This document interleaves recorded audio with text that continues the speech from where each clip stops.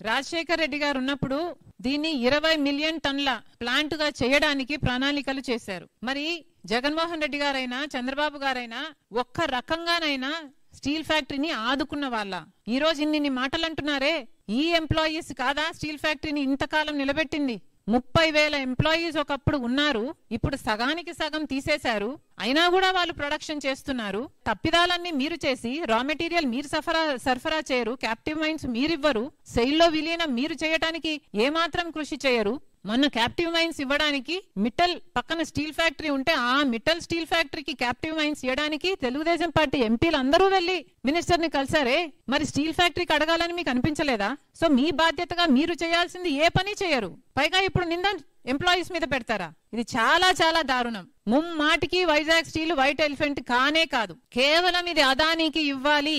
BJP మనిషి అదాని, మోడీ చేతిలో జగన్మోహన్ రెడ్డి గారైనా చంద్రబాబు గారైనా కీలు బొమ్మలే. కేవలం అదాని కోసమే వైజాగ్ స్టీల్ ఫ్యాక్టరీని మెల్లమెల్లగా కూనీ చేస్తున్నారు, రక్తం పిండేస్తున్నారు. ఇక ఈ చచ్చిపోయింది అనిపించే స్టేజ్ కు తీసుకొచ్చి దాన్ని పక్కన అదానికి, ఇప్పటికే అదాని డేటా సెంటర్ ఉంది, అక్కడ అదాని పోర్ట్ ఉంది, ఇక ఇది కూడా ఇచ్చేయాలి అన్నది వీళ్ళు చేస్తున్న కుట్ర. పక్కన గంగవరం పోర్టు కూడా ఎంత బాధాకరం అండి.